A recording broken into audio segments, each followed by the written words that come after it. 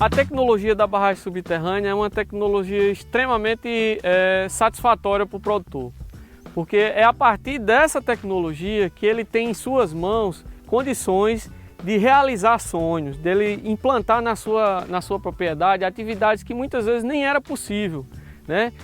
Com essa tecnologia ele pode ter um volume de água suficiente, por exemplo, para criar peixe no Nordeste. Então essa tecnologia ela vem sendo assimilada pelos produtores e isso favorece muito a ampliação da nossa agricultura, da nossa pecuária em regiões onde a gente muitas vezes imaginava não ter mais solução.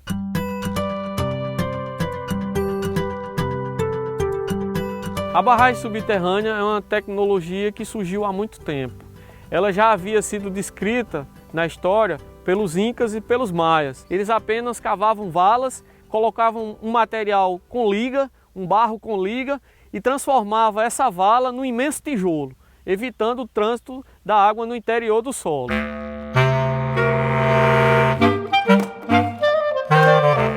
A barragem subterrânea ela vem sofrendo evoluções ao longo do tempo. A evolução maior foi a incorporação da lona plástica, substituindo o material sólido que se usava para a confecção da barragem subterrânea, que reduziu o custo de produção de uma barragem subterrânea e o tempo em que essa construção era executada. Você tem que observar que embaixo da terra, onde a gente anda normalmente, existe água corrente. Então essa água ela vai de um sentido a outro. E o barramento subterrâneo é justamente cortar esse sentido, ela evitar que a água passe de um local para o outro através de uma vala com uma lona enterrada no interior dessa vala.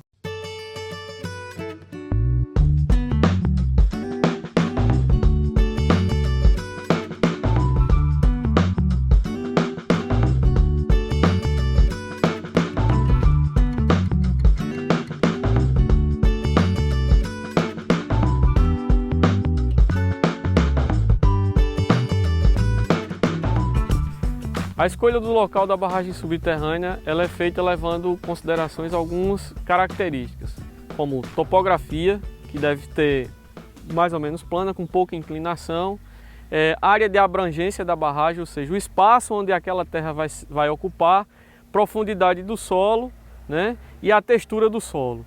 A principal delas é que ela possua duas ombreiras, são duas extremidades mais altas, onde vai ligar uma extremidade à outra da vala e você vai interligar essas duas ombreiras com a vala. A ombreira é uma diferenciação de nível entre o centro da vala e a ponta do eixo da vala. Nós escolhemos essa área porque ela é uma área com boa abrangência, possui as condições de solo para armazenamento d'água perfeito, tanto para exploração de forragem como para exploração de agricultura. É uma área que tem uma extensão grande, uma inclinação perfeita e uma largura boa para um armazenamento de um volume de água bem considerado.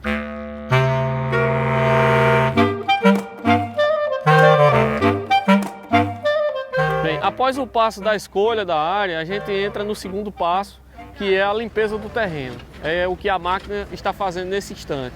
Nós estamos separando o local onde vai ser a escavação e tirando todo o material que possa vir a danificar a lona durante o processo de colocação da lona dentro da vala.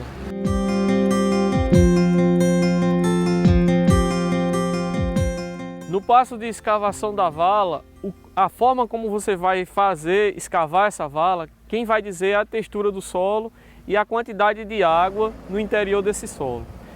Existem várias técnicas. No caso dessa barragem, a gente usou uma técnica de escavação, colocação da lona e aterramento simultâneo, ou seja, a gente vai cavando no sentido em que a gente vai vencendo alguns trechos, nós vamos colocando a lona e vamos aterrando a vala. Vamos concluindo a barragem por partes, mas normalmente quando o solo está seco e propicia você escavar a vala completamente, fica muito mais fácil, porque você escava a vala, põe a lona e depois aterra. Durante o processo de escavação da vala é interessante que você localize o material que está sendo retirado da vala no interior da barragem, na parte de que a gente chama de montante, que é onde vai ficar acumulado a água. A distribuição da lona para o desdobramento e colocação dela no interior da vala deve ficar na jusante, ou seja, a parte externa da barragem, no lado de fora.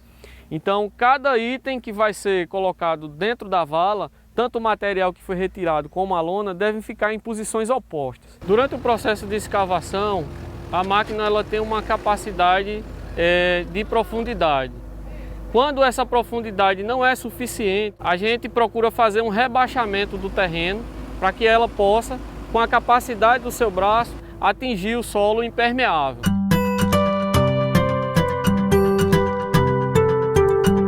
Após a escavação da vala, a gente vai fazer a colocação da lona. A colocação da lona é tecnicamente muito simples. Ela vai no lado oposto à barragem. Então ela desce apenas de um lado da parede, forrando meio comprimento da vala e toda a parede oposta à barragem, deixando sempre uma sobra sobre o solo, no lado contrário da barragem, de 1 metro. A lona que é utilizada no barramento subterrâneo é uma lona comercial. Ela possui uma espessura específica de 200 micras. Ela vai resistir tanto à abrasão do solo, ao contato do solo na hora de ser devolvido à vala, como também à temperatura.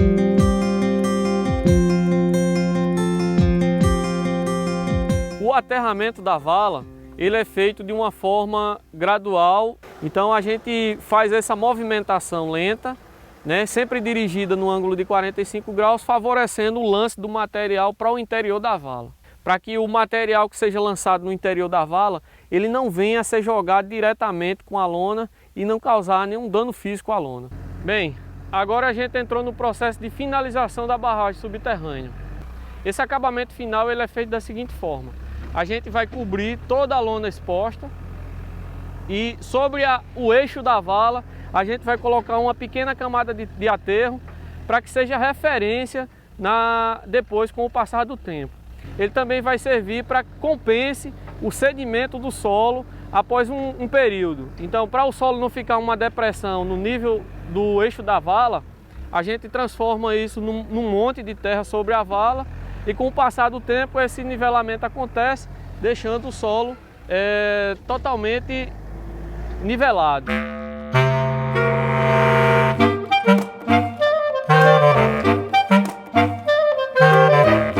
O passo de construção do sangradouro é um dos passos de finalização da barragem. O sangradouro ele funciona como uma espécie de filtro, deixando passar a água e os sais minerais que vão salinizar o solo, né, e retendo o solo no interior da barragem, evitando a erosão. O sangradouro ele deve ser localizado na parte de leito corrente, ou seja, quando você perceber que na chuva a água passa sobre o solo, em cima da terra, é aquele local onde você vai optar para a construção do sangradouro. O sangradouro ele pode ser construído com diversos materiais, desde pedras, apenas pedras sobrepostas, que a gente chama de enrocamento de pedra, ou então com sacos de areia. Pode ser construído numa altura máxima de 50 centímetros, onde metade dessa altura pode ficar no interior do solo e metade exposta, 25 centímetros dentro da terra e 20 centímetros exposto sobre o solo. No caso do nosso sangradouro aqui dessa barragem, vai ser uma construção simples e ela vai utilizar apenas um monte de terra, ou seja, só um volume de terra sobreposto, que depois o produtor ele pode substituir esse sangradouro rústico por um sangradouro mais trabalhado.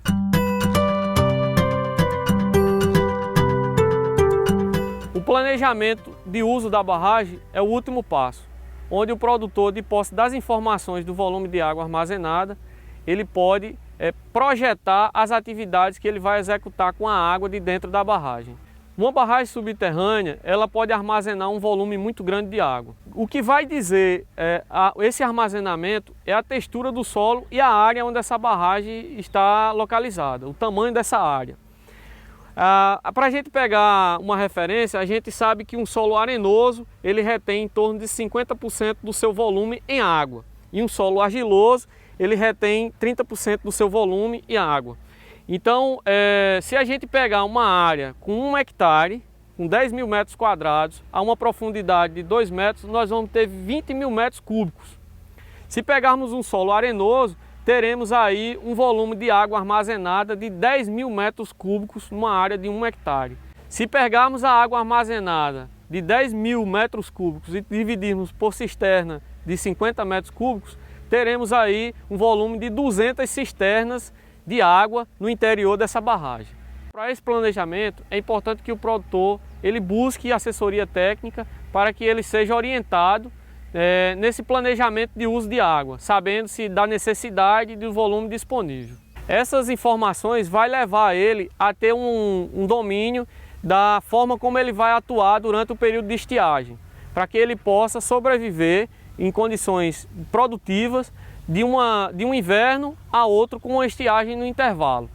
O uso da água da barragem subterrânea está dividido em duas formas de uso. A forma de uso direta e a forma de uso indireta. A direta é por meio de acesso à água que está dentro do Poço Amazonas, que você pode retirar ela por meio de bombeamento para uso dentro da barragem e fora da barragem, seja para abastecimento humano, animal ou irrigação. E o uso indireto é você cultivar dentro da barragem, para que as plantas acessem o solo que está encharcado com aquela água e possam se desenvolver sem custo com irrigação.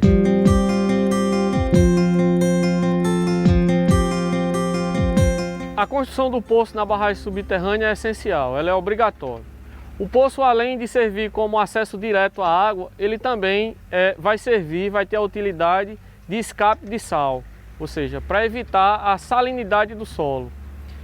No caso dessa barragem subterrânea, o produtor ele já possui o poço, então não foi necessário a construção do poço. Essa área são 30 hectares e temos 20 famílias. Todas as famílias possuem poços.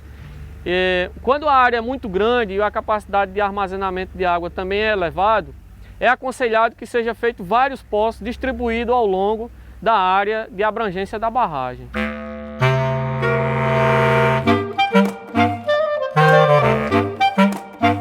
O custo de uma barragem subterrânea gira em torno de R$ 30 o metro linear, já incluído aí a escavação, a colocação da lona e todo o processo de construção, como mão de obra e aterramento. Para a gente ter uma ideia, uma barragem de 50 metros custaria em torno de R$ 1.500.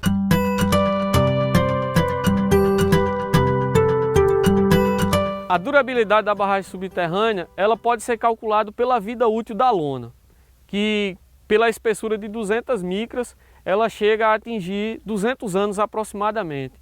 A manutenção da barragem é superficial. O produtor ele deve usar técnicas agrícolas que retenham o solo e que mantenham a durabilidade da barragem subterrânea. Essas técnicas são curva de nível, o uso de plantio sem queimadas, evitando que agentes surradas possam trazer esse material para o interior da barragem subterrânea. Já o sangradouro, ele deve sempre ser mantido sempre nas dimensões que já foi dito. Se o produtor fez o sangradouro de pedra, então ele deve manter as pedras sempre no local. Se ele fez usando sacos de areia, ele deve sempre manter esses sacos para que esse saco venha sustentar a terra dentro da barragem subterrânea.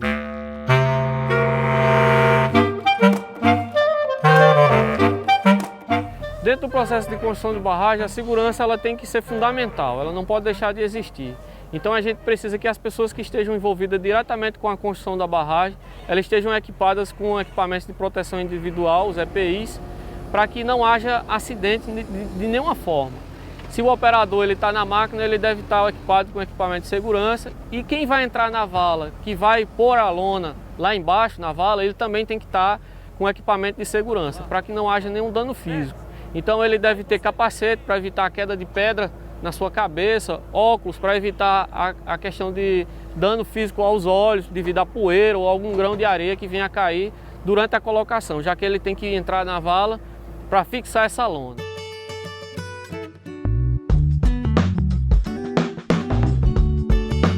O Senar promove cursos de capacitação em barragem subterrânea, que na verdade é um evento que envolve teoria e prática, onde o produtor participa da teoria, entende o processo de construção da barragem subterrânea, vem a campo, pratica esse conhecimento e se capacita para replicar a técnica de construção de barragem subterrânea, tornando mais fácil a convivência com o semiárido.